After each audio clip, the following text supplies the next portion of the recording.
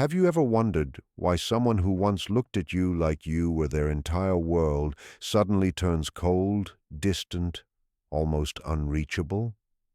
One day, you're sharing laughter, secrets, and moments that feel timeless, and the next, it's as if they vanished into a fog of silence. You check your phone, waiting for a message that never comes. You replay every conversation in your head, searching for where it all changed. Did you say something wrong? Did they stop caring? Or did something inside them quietly break long before you noticed? What if I told you that for many people, especially those who struggle with emotional avoidance, disappearing isn't about not feeling, but about feeling too much? It's not indifference that drives their silence. It's fear. Fear of being seen too deeply, fear of needing too much, fear of losing control over emotions they don't know how to handle. They don't walk away because you're unworthy of love. They walk away because love, in its raw form, terrifies them. To them, closeness feels like danger and distance feels like safety. Imagine standing at the edge of something beautiful but uncertain. For you, that uncertainty might mean excitement, connection, the possibility of something real. But for the avoidant, that same uncertainty feels like standing at the edge of a cliff. One wrong move, one emotional slip, and they fear falling into a place where they might lose themselves completely.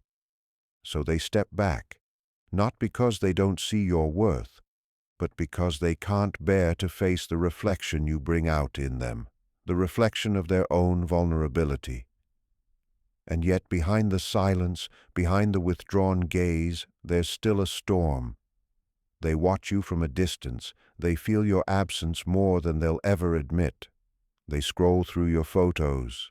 They notice your energy shifting, your happiness growing, your detachment becoming real. And that's when the walls they built begin to crack. Because avoidance isn't freedom, it's a prison made of fear. And the moment they realize that your peace no longer revolves around them, that you've stopped chasing, that you've learned to breathe without their approval, that's when the silence becomes unbearable. This is not about blame or judgment. It's about understanding. It's about stepping inside the mind of someone who runs from love, not to hurt you, but to protect themselves from the ghosts of their past. It's about recognizing that what looks like rejection is often self-defense, and that the distance they create isn't the end of a connection, it's the battlefield of their own heart. Today, we're going to uncover the truth behind that silence. We're going to step behind the mask of indifference and see what really happens when someone with avoidant tendencies starts to miss you but doesn't know how to say it. Because behind every quiet disappearance lies a louder story, a story of fear, control, longing, and the deep human desire to be loved without losing oneself in the process. If an avoidant person behaves this way, it usually means they're secretly hoping you'll be the one to reach out. Have you ever felt that strange, heavy silence after an avoidant suddenly pulls away? When their messages stop coming, the air feels cold, and you're left questioning whether they ever cared at all. Here's the hidden truth. That silence doesn't always mean rejection. Sometimes it's their quiet way of waiting for you to move first. Avoidants live in a constant push and pull. They crave closeness, yet fear it just as deeply. So when they retreat, it doesn't always mean they've let go. In many cases, it's a silent test, a waiting game. And there are specific signs that show, deep down, they want you to be the one who breaks the silence. The first sign is what I call their act of calm. After a disagreement or emotional distance, an avoidant often pretends everything is fine. They'll post cheerful pictures online, throw themselves into work, or appear completely relaxed, like life is perfect without you. But if you look closely, you'll notice the cracks. Avoidants are skilled at hiding pain under control. Their so-called peace isn't peace at all. It's protection. It's a way of convincing themselves they don't need anyone, especially you. The more they try to seem unbothered, the more likely it is that underneath that calm mask, they're wrestling with confusion and missing you quietly. Because if they truly didn't care, they wouldn't feel the need to put on such a convincing act. That silence isn't about not caring. It's their way of staying safe from the emotions they can't manage. Next comes the subtle reappearance. An avoidant who still wants connection won't simply text you and say, "I miss you." That kind of honesty feels too risky for them. Instead, they'll test the water with small, indirect gestures. Maybe they suddenly start viewing your stories again, liking an old photo, or casually asking a mutual friend how you're doing. Sometimes they'll send a random meme, or drop a simple, "hey," after weeks of distance. It's just casual enough to protect their pride, but meaningful enough to see if you'll respond. Avoidants rarely reach out with full honesty. They reach out in fragments, through hints and coded gestures. It's their unspoken way of saying, "I still care, but I'm scared to admit it." So when they drop these small crumbs of communication, it's their quiet version of reaching out while still holding on to control. Another strong sign appears through what can be called an emotional echo. You'll notice this if you once had a deep emotional connection with them. After they pull away, they start to mirror little pieces of your past together. Maybe they begin listening to the same songs you both loved, visit the same spots you used to go to, or start posting quotes about distance and missing someone. Avoidants process emotions through patterns, not through words. They don't often talk about what they feel. They act it out in quiet, indirect ways. These emotional echoes are their way of keeping you close while pretending to stay detached. It's as if they're speaking to you through their habits, hoping you'll notice that signal they're too afraid to voice. Deep down, they're still connected to you, even if fear keeps them from saying it. The fourth sign is what many people misunderstand: controlled silence. Don't mistake it for a total shutdown. Controlled silence is strategic. It's when they step back, but not all the way out. They'll disappear just enough for you to feel their absence, yet stay close enough that you still sense them nearby. You might see them check your status, respond to messages slowly but not stop completely, or linger in your online space without ever fully engaging. That kind of silence means they're leaving a door half open. They want space, but they also want to keep you wondering. It's their way of saying, "If you really care, you'll come to me." It's painful and unfair, but it's how they protect themselves. They fear that if they reach out first, they'll lose their sense of control or face rejection. So they wait, hoping you'll make it emotionally safe for them to reconnect. This waiting isn't coldness. It's fear wrapped in pride. Then comes something deeper, something that's hard to explain but easy to feel. You sense their presence even in their absence. When an avoidant still has feelings for you, the air between you feels charged. You find yourself thinking about them out of nowhere, dreaming of them, or feeling their energy linger like a quiet hum.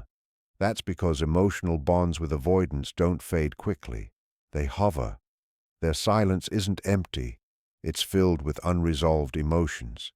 You might feel pulled toward them without any logical reason. It's as if their energy still calls to you, a silent reminder of something unfinished.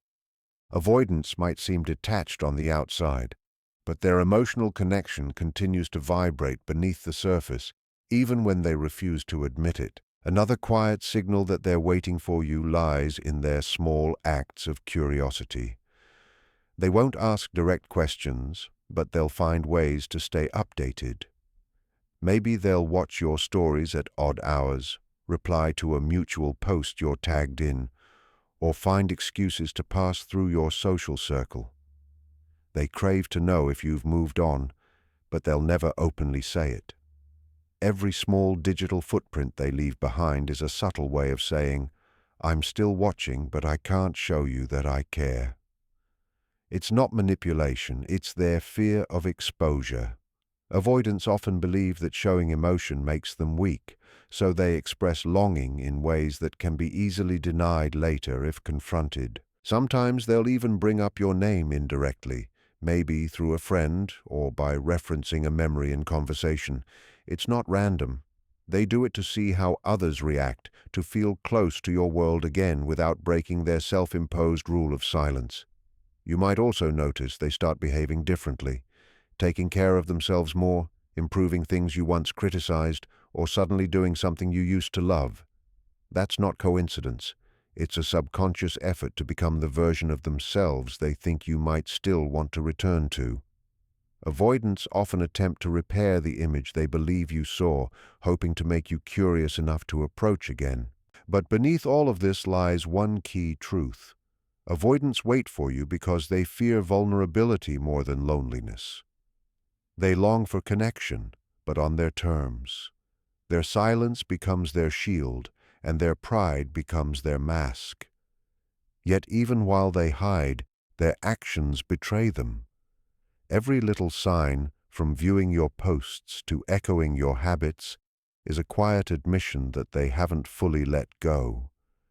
You might not hear their feelings in words, but you'll see them in the gaps, in the pauses, in the small reminders that seem to pull you back toward them. It's easy to mistake this waiting game as emotional manipulation, but most of the time, it's not calculated cruelty. It's emotional paralysis.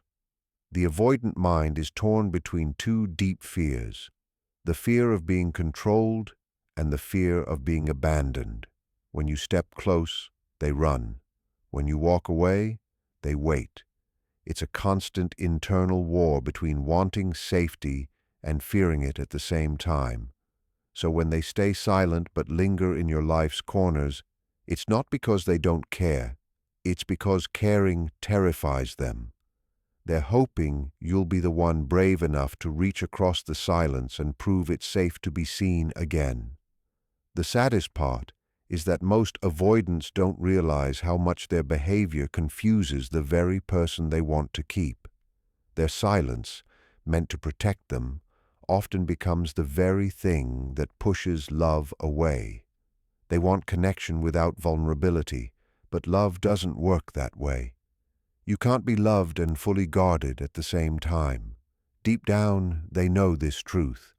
That's why, even while they act calm, there's an invisible ache in their quiet moments, a feeling of something missing that they can't name. So, if you ever feel that strange emotional pull towards someone who once walked away, trust your intuition. Sometimes silence isn't a goodbye. It's a waiting room. The avoidant might never say it, but their quiet actions often whisper louder than words. And while it's not your job to chase them, understanding their silence can give you peace. Because now you know that sometimes behind the walls of distance and pride, what they're really doing is waiting for you to reach out, not because they don't care, but because they're too afraid to show how much they truly do. And many times, it's intentional. Avoidants use emotional distance as a shield to feel in control, yet deep down, they secretly want you to sense that distance and move closer. When they leave conversations unfinished or disappear without closure, it's often their silent way of drawing you back in. They hope that the emptiness they create will make you reach out to fill it. Another behavior is how they quietly keep an eye on you without actually engaging. An avoidant who's truly done will cut all emotional strings and vanish from your world completely. But one who still has feelings or secretly waits for you will watch from afar. They won't comment on your posts or like your pictures, but they'll see them. They'll notice when you look happy or when you seem distant. They'll notice if you post something romantic or if you suddenly go silent. They act indifferent, but they're observing every move, and when your silence stretches too long, it starts to bother them deeply. It becomes a quiet battle of emotional endurance, a psychological chess match. Who will move first? Who will break the silence? The avoidant silently wishes you will, because your message or small gesture confirms their importance without forcing them to face the risk of rejection. Then comes one of the most confusing things: their sudden emotional openness followed by a fast retreat. An avoidant who's secretly missing you might suddenly share something deep or personal, maybe a struggle or a memory you both experienced. It catches you off guard because it feels genuine, like the wall is finally coming down. For a brief moment you think, they're opening up again. But soon after, they vanish back into their shell. Why? Because that short moment of vulnerability was their mind testing how it feels to be close to you again. Your warm response soothes their fear for a little while, but once the fear of being too exposed returns, they quickly shut down again. This constant back and forth isn't always manipulation. It's the emotional confusion of someone who craves love but doesn't know how to stay safe within it. You might also notice subtle changes in their routine. Avoidants tend to stick to predictable habits because routines give them a sense of control. When they start altering these patterns, it often signals emotional unrest. Maybe they stop going to a favorite cafe because it reminds them of you, and the memories hurt too much. Or maybe they start showing up in familiar places, crossing paths with mutual friends, or orbiting your social spaces again. These behaviors are rarely coincidences. They are emotional signals disguised as everyday actions. They're trying to manage the discomfort of missing you while pretending they don't. Beneath those little adjustments lies a quiet wish that you'll notice, that you'll see through their calm act. Ironically, the more they try to appear detached, the more obvious their emotions become to those who once knew them deeply. Pay attention also to their indirect communication. Avoidants are masters of hidden messages. They might post vague quotes online, something like, "Some people don't value loyalty until it's gone," or send a casual message that references something only you would understand. To outsiders, it looks random, but for you, it feels familiar. These are not coincidences. They are coded messages, emotional breadcrumbs dropped along the path between you and them. It's their way of saying, "I'm still thinking about you," without having to admit it outright. They long for you, but fear vulnerability, so they communicate through subtext. Their silence speaks, their posts whisper, and their casual words carry unspoken meaning. It's not a game. It's how fear translates longing. You might also notice them mirroring your behavior. If you start to pull away, they'll pull away too.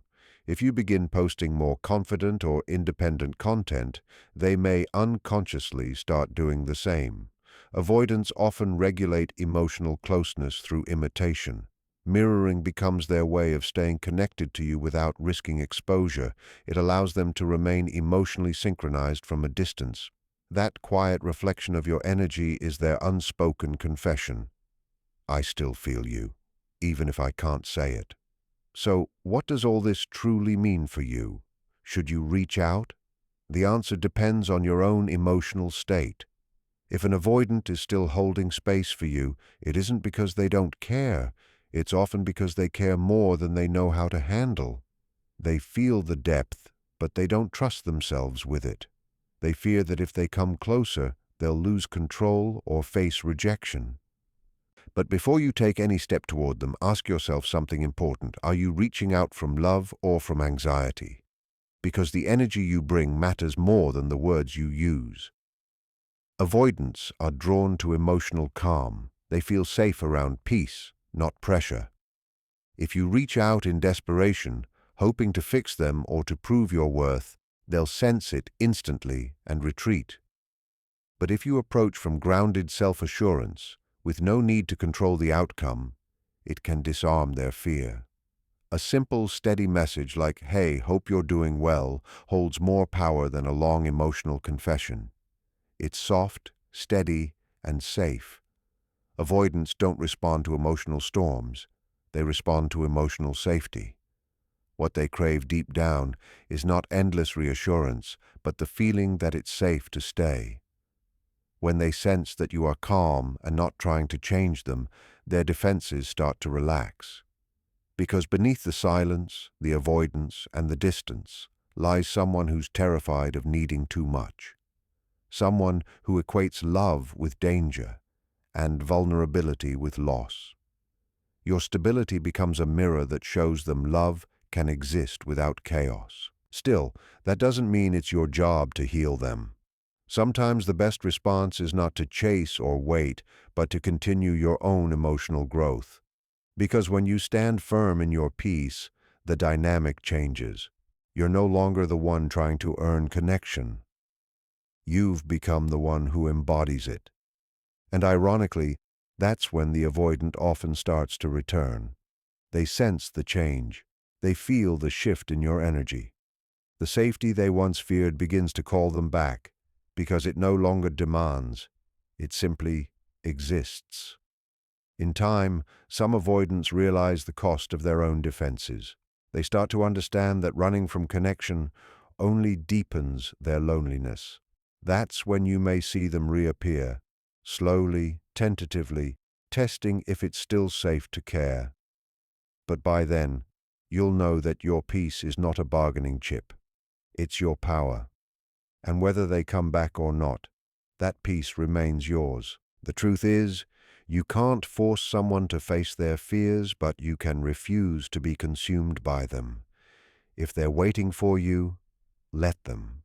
If they're watching you, let them. Your silence is not a loss. It's your healing. Because for someone who fears intimacy, the greatest lesson comes not from being chased, but from realizing that the person they pushed away found peace in letting go. That realization changes everything.